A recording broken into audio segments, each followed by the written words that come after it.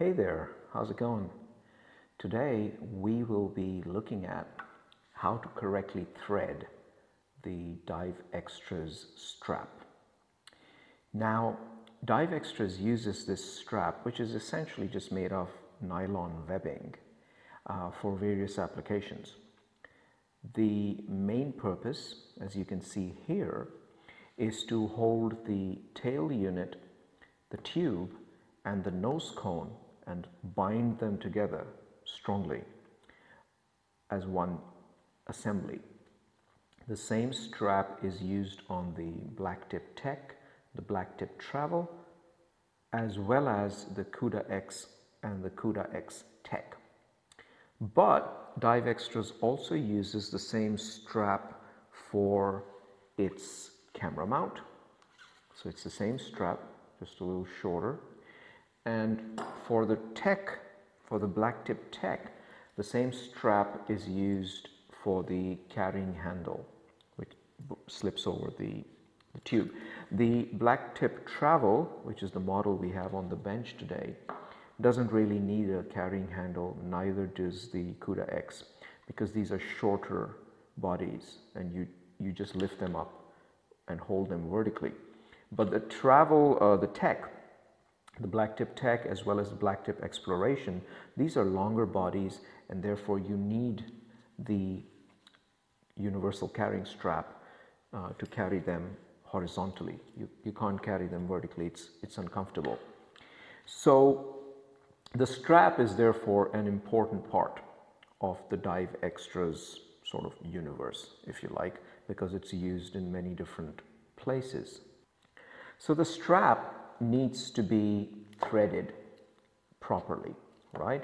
It's not a complicated procedure per se, but if you haven't done it in a while or you don't do it often enough, there's a chance that you may forget, because it does involve a few ins and outs of the metal buckle, and you might not get the order correct, right? So there's a chance you might forget it. The Dive Xtras manual does include an illustration of how the strap is to be threaded through the buckle, but it's not really a step-by-step procedure.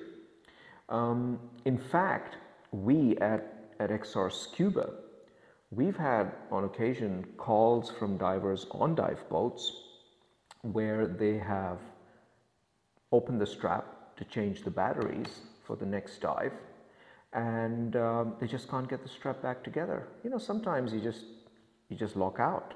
So why is it such a big deal for us to thread this strap correctly through the buckle? Well, if you don't do it correctly, and there are a few loops and things to think about, then there's a chance that the strap might come undone during transport, right? On its own, it might come undone, or even worse, when you are underwater. And if it opens underwater, especially while you're scootering, and there's a lot of torque and load on the entire system, then there's a chance that the tube might come away from the tail, or the nose cone might come away from the tube. I mean, to be fair, the double O-rings do provide a lot of force to keep everything intact, but let's face it, that is not their primary purpose. That's why we have the strap, to make sure everything stays together. The O-rings are just there to seal the system, not to hold it in one place. So that's why it becomes very important to make sure that you thread the strap through the buckle correctly. So let's see how it's done. Start by ensuring that the handle is hanging down in the open position. Then you take your strap and you pass it down through the big hole behind the handle, like that. Then you pass it out through the lower opening in the handle, like that. Then you turn it around and you pass it back in through the upper opening in the handle. So at this point it will look something like this. Then you want to give it about an inch of slack. So you tighten it until there's about an inch of slack left, and then you hold it together like that, and you start pulling the handle up until it bites into the webbing. You'll feel it bite into the webbing, and at that point you just want to firmly lock it into place. Okay, but make sure that both ends of the webbing are inside the handle, right? Because if they're outside the handle, then it means the handle hasn't closed all the way through, and it may come undone underwater, which is what we want to avoid. So just make sure that it's inside. You don't want something like that, right? Because if it's there, then the handle is not closed all the way.